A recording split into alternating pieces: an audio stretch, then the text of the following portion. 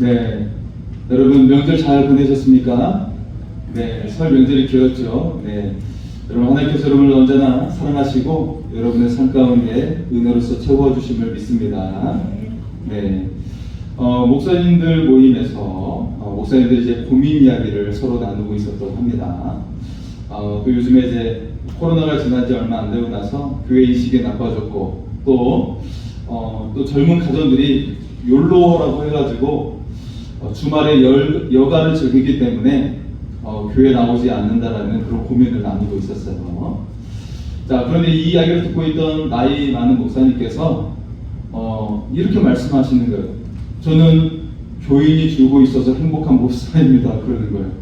가지고 다른 목사님들이 무슨 이야기냐고, 그게 어떤 이야기냐고 물어봤죠. 그랬더니 이 목사님께서 하시는 말씀이, 저는 교도소 목회를 하고 있는데 교도소에 있는 사람들이 줄어드니까 얼마나 행복한지 모릅니다 라고 이야기를 했다고 합니다. 네. 여러분, 교도소에 죄수가 줄어들면 좋은 일이지요. 네. 사람들이 우리가 살다 보면 죄를 짓는 경우가 있습니다. 네. 예수님을 믿지 않는 사람들도 죄를 짓지만 예수님 믿는 사람들 가운데서도 잘못을 할 때가 있고 죄를 지을 때가 있죠.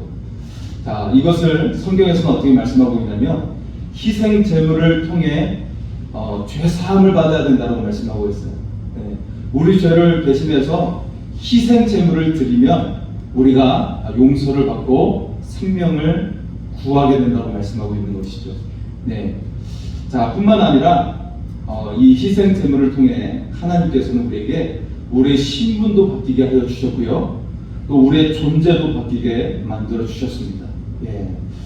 자, 여기에 하나님의 위대한 희생이 들어가 있다는 것이죠.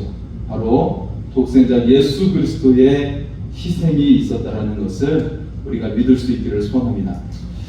자, 오늘 말씀을 통해 여러분에게 하나님의 크신 은혜가 임할 수 있기를 소원합니다. 오늘은 사순절 첫째 주일입니다. 희생제물의 놀라운 은혜를 우리가 마음에 새길 수 있기를 원합니다. 특히 오늘 말씀 속에서는 우리가 교회에서 생활하면서 신앙생활하면서 우리에게 가져야 할 아주 기본에 대해서 말씀을 하고 있어요. 네, 중직이 아니라 세례를 받은 사람이라면 반드시 알아야 되는 내용을 우리에게 말씀하고 있는 것이죠. 전에도 여러분 들으셨겠지만 우리가 다시 되새기면서 우리의 삶이 되어 살아갈 수 있기를 소원합니다. 제가 1년에 단 한 번 헌금에 대해서 말씀을 나누는데 바로 오늘입니다. 오늘이기도 합니다. 자, 오늘 말씀의 비밀이 우리 가운데 열릴 수 있기를 소원합니다. 그래서 여러분에게 영안이 열리고 여러분의 인생문이 또한 열릴 수 있기를 소원합니다. 오늘 본문의 말씀은 이스라엘이 출애굽을 이제 하기 직전의 말씀이죠. 이제 곧 이제 출애굽을 하게 되는 그런 상황 속에 놓여 있는데, 자, 그들의 그 생명을 지키기 위해 주셨던 유월절에 대해서 말씀을 하고 있어요. 내 생명을 지키기 위해 주신 유월절이라는 사실이죠. 네. 자, 이 유월절을 지킬 때 몇 가지 사건이 일어나게 됩니다.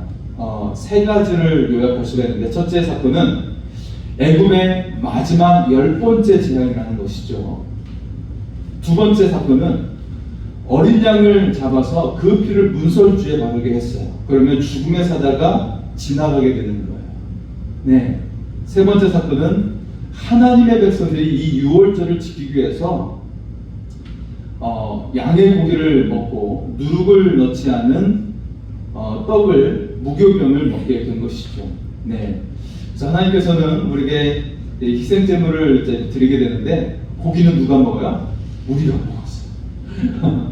고기는 우리가 먹었고, 또 누룩을 넣지 않는 누룩을 넣지 않으면 이 떡이 약간 맛은 좀 덜합니다.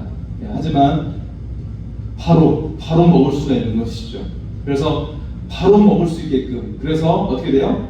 이제 곧 애굽에서 나와서 자유의 삶이 되는 거예요. 예, 생명을 얻고 자유를 얻게 되는 새로운 삶이 시작되는 것입니다. 자, 여기에서 우리는 6월절의 의미에 대해서 초점을 맞춰야 되는데요. 6월절은 어떤 날인가? 두 가지를 말씀드릴 수가 있어요. 유월절은 오늘 우리에게 어떤 의미가 있는가? 첫 번째 의미는 유월절은 어린 양 희생제물로 우리가 목숨을 건진 날이에요. 어린 양 희생제물로 우리가 목숨을 건진 날이죠. 자, 애국 사람들은 어린 양의 희생제물이 없었어요. 그들은 하나님을 믿지 않았고 하나님의 말씀이 없었기 때문에 유월절 희생제물이 없었어요. 그래서 일어난 일이 무엇이죠? 애굽에 있는 모든 장자들이 다 죽었어요. 사람만 죽은 것이 아니라 짐승의 첫 태생들도 다 죽게 되는 거예요. 그러니까 모든 가정에서 곡소리가 나는 거예요. 3대 독자가 있는 가정은 3대가 모두 죽게 된 것이죠. 첫 태생이 다 죽는 것이니까 3대 독자만 다 있는 가정은 다 죽는 거예요. 그냥 3대가. 아주 비참한 일이 모든 가정에 일어나게 되었던 것입니다. 그런데 6월절 희생 제물을 드린 가정은 이 이스라엘 백성은 목숨을 건지게 되었어요.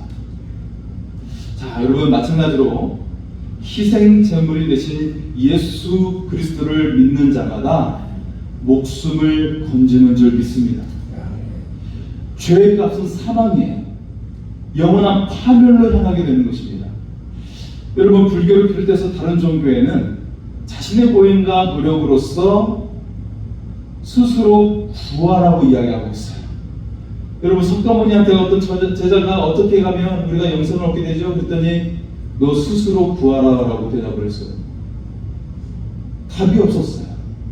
하지만 예수 그리스도께서는 그 십자가의 희생제물이 되어 주셔서 이를 믿는 자마다 영생의 길이 열린 줄 믿습니다. 자, 두 번째 의미는 유월절은 애굽의 종되었던 곳에서 우리가 자유를 얻게 된 날입니다. 여러분, 우리도 죄에 대해서 앞에서 말씀을 드렸는데 죄로 인해서 노예가 되는 거예요. 여러분, 죄를 한 번 정도 지어본 사람은 죄책감으로 그냥 마음껏 살아갈 수가 없어요. 움츠리게 돼요. 여러분, 남의 돈 사기쳐가지고 돈 번 사람이 행복할 것 같죠? 전혀 그렇지가 않아요. 가지고 그 돈 가지고 해외로 도망가다가 배 타고 가다가 걸려가지고 잡힌 사람 있잖아요. 그죠? 몇백억을 막 사기쳐가지고 도망가다가 잡힌 사람 있잖아요. 그래서 움츠릴 수밖에 없어요. 해외 망명해봤자 인터폴에 그 수배가 올라가가지고 잡히게 되어 있어요. 그리고 여권도 그냥 말소가 되는 거예요. 생활할 수가 없어요. 해외 도망간다고 살 수 있는 게 아니에요. 죄를 지으면 이처럼 살아갈 수가 없어요.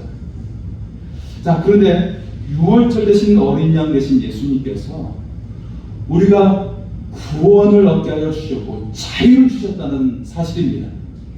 자유를 누리는 하늘 백성이 되었어요. 여러분, 자유를 가지면 내 꿈을 이룰 수가 있어요. 내가 계획하며 그 계획한 일을 실행시킬 수가 있어요. 여러분, 하지만 자유를 빼앗겼을 때, 우리나라 일제 침략 때는 젊은 남자들은 학도병으로 끌려가서 총알바지가 되었고요. 젊은 여자들은 일본군의 성놀이개가 되고 말았죠. 정말 비참한 일이 자유를 빼앗긴 나라 속에 일어난 우리나라의 역사 속에 있습니다. 일제 침략 때는 자유가 없었어요. 내 삶을 주도하지 못하는 거예요. 몸이 만신창이가 된 채 고난을 당하고 죽음을 당하게 됐던 것이죠. 우리도 마찬가지입니다. 사단의 노예가 되면 진정한 인생이 아니에요. 멸망받을 인생이 되는 것입니다. 오직 하나님의 자녀로 회복되어야 할 줄 믿습니다. 하늘 백성이 되어야만이 하나님 나라를 얻고 영원한 삶이 주어지는 것입니다. 하나님의 자녀가 되어야만이 진정한 자유를 누리면서 인생의 꿈을 향해 나아갈 수가 있는 것입니다. 아무리 많은 재산을 가지고 있어도, 여러 집을 가지고 있어도, 많은 지식을 쌓고 있어도, 많은 친구를 가지고 있어도 사탄의 노예가 되면 소용이 없어요.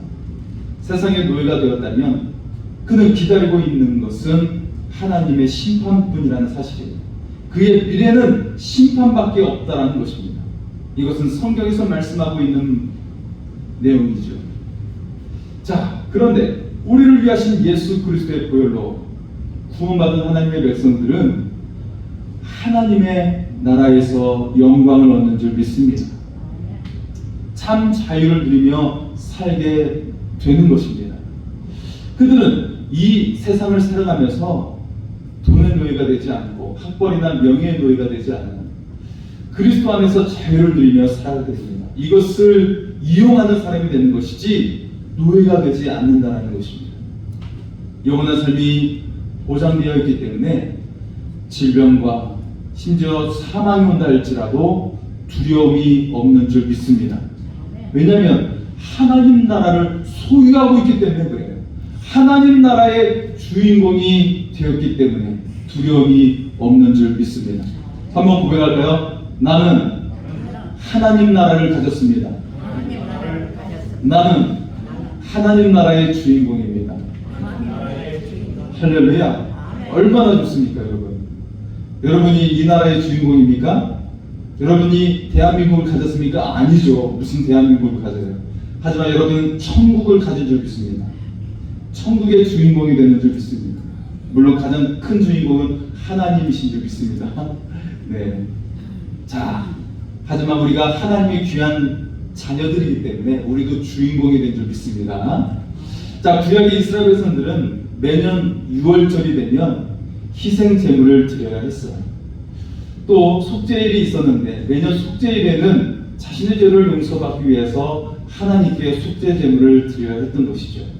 그만큼 우리가 죄와 심판으로부터 벗어날 수 없는 그런 연약한 존재임을 나타내고 있는 거예요. 아, 죄의 속박에서 벗어나는 것이 너무 힘든 것이구나 라는 것을 보여주고 있습니다. 그런데 어린 양 희생 제물 되신 예수 그리스도께서 십자가에 단 한 번 죽으심으로 우리가 구원 받은 줄 믿습니다. 주님의 그 단 한 번의 죽으심으로 우리를 구원해 주셨어요. 우리가 하늘 백성이 되어 주셨습니다. 영생을 얻게 하여 주셨습니다.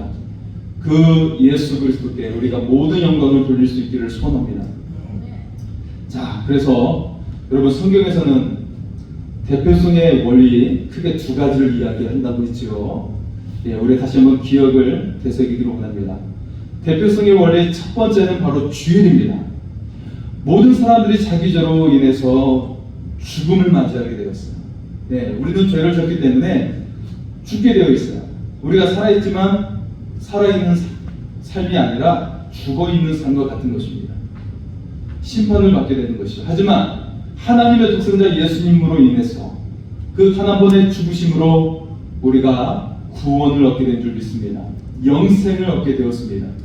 그래서 우리의 모든 삶은 우리에게 생명 주신 예수님의 삶인데, 주님의 삶인데 그 중에 하루를 주님을 위해 드립니다 라고 하는 날이 바로 주일이에요.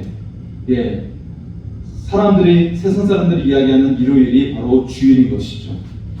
주님을 위한 날입니다. 주일은 모든 날이 나에게 생명 주신 주님의 날인데 그 중에 하루를 구별해서 드립니다 라고 하는 날이 주일인 것이죠.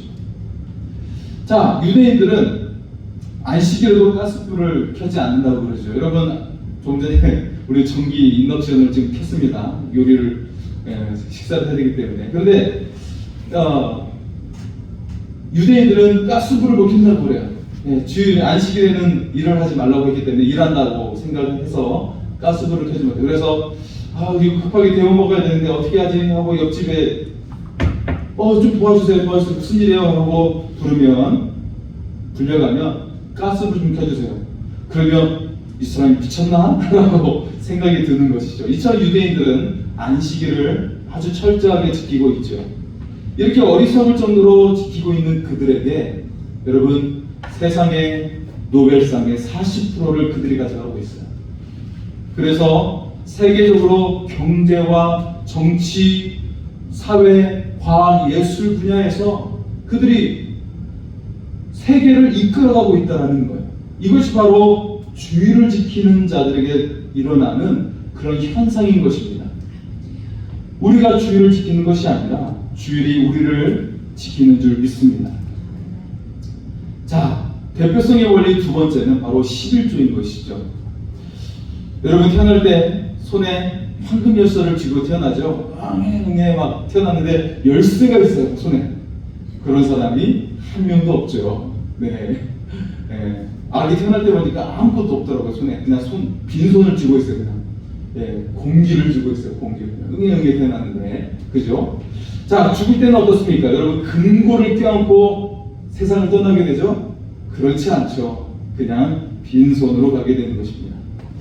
장례식을 진례하고 입관하기위해서 염하는 것을 보면 죽으면 아무것도 가지고 가지 않는 것을 볼 수가 있어요. 그래서 그때 입는 수의를 보면 주머니가 없죠. 주머니가 없어요. 빈손으로 간다는 거예요. 아무리 우리나라에서 가장 최고의 재벌이었던 이건희 회장 그 장례식을 보더라도 그냥 빈손으로 가는 거예요. 그냥 흙 속에 묻히는 것이죠. 우리가 태어날 때도 아무것도 없이 태어나고 우리가 떠날 때도 아무것도 없이 세상을 떠나게 되는 것입니다. 하지만 하나님께서는 우리가 살아갈 수 있도록 필요한 것들을 우리에게 허락해 주셨습니다. 모든 물질이 하나님께서 나에게 허락하신 것인데 그 중에 10분의 1을 구별해서 드립니다 라고 하는 것이 바로 11조인 것이죠. 여러분 하늘경영이라고 그 베스트셀러의 주인공으로 알려져 있는 대윤그룹 회장 최의승 장로가 계십니다. 최의승 장로님은 고등학교 2학년 때 주일에 한 설교로 인해서 그의 인생이 바뀌게 되었어요. 그때 말씀은 무엇이냐면 크리스천은 꿈을 가져야 됩니다 라는 설교였어요. 한번 따라서 할까요? 크리스천은 꿈을 가져야 됩니다. 네, 이런 말씀이었던 것이죠. 당시에 고이였던 그의 마음속에는 이 메시지가 자신의 가슴을 불붙게 만들었어요. 그래서 나는 어떤 꿈을 가질까 기도하는 중에 하나님께서 그에게 3가지 꿈을 주셨어요. 첫 번째 꿈은 박사학위를 받자. 두 번째 꿈은 회사 사장이 되자. 내가 회사의 CEO가 되어야겠다. 그리고 세 번째 꿈은 전 세계에 100개의 교회를 세우자.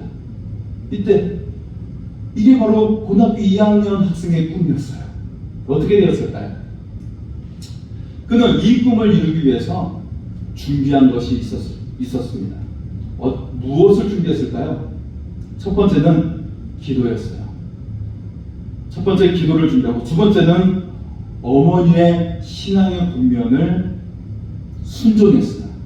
어머니의 그 신앙의 본면에 순종했어요. 자, 어머니의 신앙의 본면이 굉장히 중요했는데요. 4가지였습니다. 어머니는 이 4가지의 가르침을 죽도록 가르친 거예요. 매일 너는 이것을 하라고. 다른 것을 말씀하시지 않고 이것을 계속 이야기했어요. 이 4가지가 무엇이냐면 첫째, 주의를 성수하라. 주의를 성수하면 주님께서 너를 지켜주실 것이다. 너의 인생을 책임져 주실 것이다. 두 번째, 하나님 다음으로 목사님 말씀에 순종하라. 굉장히 좋은 말씀이죠. 목사님 말씀에 순종하라. 순종이 중요하다. 세 번째는 우리 가정이 가난하지만 11조를 드려라. 하나님께서 물질을 책임져 주실 것이다. 네 번째는 무슨 일을 하든지 누구에게 대하든지 주께 하듯 하라. 사람에게 하듯 하지 말고 주님께 하듯 하라 라고 이것을 계속 반복해 줬어요. 자, 이렇게 기도와 어머니의 신앙 본면으로 실천하면서 이 3가지의 꿈을 준비하게 되었어요. 그가 이 꿈을 위해 열심히 고등학교 2학년 때부터 열심히 노력해서 했는데 40대까지는 아직 선명하지 않았어요. 어느 꿈도 그 당시에는 선명하지 못했어요. 하지만 60대가 되었을 때는 모든 꿈이 이루어지게 된 줄 믿습니다. 40대까지는 선명하지 못했지만 60이 되었을 때는 모든 꿈이 다 이루어졌어요. 하나님께서는 그의 첫 번째 꿈인 경제학 박사가 되게 해주었고요. 두 번째 꿈은 데이테크를 창립해서 현재 12개의 회사를 거느린 그룹 회장이 되게 하였습니다. 그리고 세 번째 꿈인 100개의 교회를 세우는 꿈을 이뤘고 이제 또다시 100개의 교회의 꿈을 가지면서 200개의 교회를 향해 나아가는 꿈을 이어가고 있다는 것입니다. 물론 경영상의 어려움도 있을 때가 있었어. 또 건강에 치명적인 그런 질병을 가질 때도 있었습니다. 하지만 하나님의 은혜로 회복과 치유의 역사를 경험하는 기적의 역사가 그에게 있었습니다. 그리고 언제나 하나님께 자신을 드리면서 죽게 하듯 하라, 이 말씀을 실천하며 항상 살아오고 있다는 것입니다. 여러분, 희생제물은 매우 중요한 것입니다. 그것은 나를 살리는 일이면서 여러분의 인생을 살리는 일인 줄 믿습니다. 성경에서는 희생제물에 대해서 어떻게 말씀하고 있습니까? 세 가지를 이야기하고 있는데요. 첫째는 성전이 있을 때에는 양을 잡아 피를 흘림으로 드렸다라는 것이죠. 여러분, 유월절과 속죄일에 희생제물을 안수하죠. 안수함으로 내 죄가 옮겨가게 돼요. 그리고 이 희생제물을 칼로 쳐서 피를 흘리게 합니다. 그러면 내 죄가 사함을 받게 되는 것이죠. 이것이 바로 첫 번째 의미이고, 두 번째는 성전이 파괴된 포로기 이후에는 물질로 드렸다라는 것입니다. 자, 여러분, 바벨론에 의해서 예루살렘 성전은 완전히 파괴가 되었어요. 이스라엘에게 있을 수 없는 일이 그 당시에 일어나게 된 거예요. 우리 조국이 멸망해도 성전이 남아있으면 우리는 다시 회복된다고 생각했었는데 그런 희망마저 완전히 소멸시키고 말았어요. 그것이 바로 바벨론의 침략이었습니다. 이스라엘은 세계 각 지역에 뿔뿔이 흩어지게 되었습니다. 그리고 회당에서 모여서 예배를 드릴 때 그들은 짐승을 잡을 수 없으니까 이때 물질을 드리는 희생제물이 시작된 것입니다. 구약에서 가장 마지막 선지자인 말라기는 3장 8절에서 12절에 다음과 같은 말씀을 하고 있죠. 어떤 말씀을 하고 있는지 말씀을 통해 확인하겠습니다. 8절에서 12절입니다. 사람이 어찌 하나님의 것을 도둑질하겠느냐? 그러나 너희는 나의 것을 도둑질하고도 말하기를 우리가 어떻게 주의 것을 도둑질하였나이까 하는도다. 이는 곧 11조와 공헌물이라. 너희 곧 온 나라가 나의 것을 도둑질하였으므로 너희가 저주를 받아하느니라. 만군의 여호와가 이르노라. 너희 온전한 11조를 정부에 들여 나의 집에 양식이 있게 하고 그것으로 나를 시험하여 내가 하늘문을 열고 너에게 복을 쌓을 것이 없도록 붙지 않으나 보라. 만군의 여호와가 이르노라. 내가 너희를 위하여 메뚜기를 금하여 너희 토지 소산을 먹이지 없애지 못하게 하며 너희 밭에 포도나무 열매가 기한 전에 떨어지지 않게 하리니 너희 땅이 아름다워지므로 모든 이방인들이 너희를 복되다 하리라. 만군의 여호와의 말이니라. 아멘. 할렐루야. 말라기 선지자는 11조가 철저히 하나님의 영역이라고 말씀하고 있습니다. 11조는 마치 씨앗과 같은 것이라는 것이죠. 여러분, 만약 다음 해를 준비하기 위해서 다음 해를 준비해야 될 그 사람이 씨앗을 먹어치우면 어떻게 되는 것이죠? 다음에는 소망이 없는 거예요. 전혀 먹을 것이 없게 되는 것입니다. 하나님께서는 11조를 씨앗과 같게 하여 주셨고 하나님의 영역으로 주셨다는 것입니다. 그리고 이를 지키는 자에게 하늘문을 열고 너에게 복을 쌓을 것이 없도록 붙지 않냐 보라 라고 우리에게 약속을 하고 계시는 것입니다. 11조의 신앙을 믿으면서 여러분에게 하늘문이 열리고 차고 넘치는 축복이 임할 수 있기를 소원합니다. 자, 마지막 세 번째는 초대교회 헌신적으로 그들이 드렸다는 것이죠. 사도행전 2장에 보면 자기의 물질을 자기 것으로 생각하지 않고 물건을 통용했던 그런 초대교회의 모습이 등장합니다. 그리고 사도 바울은 고린도후서 6장에서 8장의 말씀을 통해서 8장에서 9장의 말씀을 통해서 우리가 드리는 헌금에 대해서 몇 가지를 강조하고 있어요. 당시에는 예루살렘 교회에 그때 기근이 와서 큰 어려움을 겪고 있었습니다. 그래서 사실 바울은 고린도 교회는 굉장히 풍요로운 지역이었습니다. 인구 70만 명의 무역의 도시였어요. 그래서 대도시였어요. 큰 도시였기 때문에 고린도가 형편이 좋으니까 좀 도움을 달라고 요청했는데 고린도 교회는 도움을 주지 않고 오히려 마케도냐, 빌립보 교회에서 도움을 준 것에 대해서 이야기를 나누면서 몇 가지를 이야기 나누고 있죠. 그 중에 첫 번째는 무엇이냐면 빌립보 교회가 은혜의 증거로 드렸다는 거예요. 사실 빌립보 교회는 환난과 시련 속에 있는 교회였어요. 굉장히 어려움이 있었던 교회인데 오히려 그들은 그 환난에 그리고 우울함 속에 있기는커녕 하나님의 은혜에 압도되어 물질을 드렸다는 것이죠. 하나님의 크신 은혜에 압도되어 드렸다는 것입니다. 두 번째는 그들이 구조적인 가난 속에서도 풍성히 드렸다는 거예요.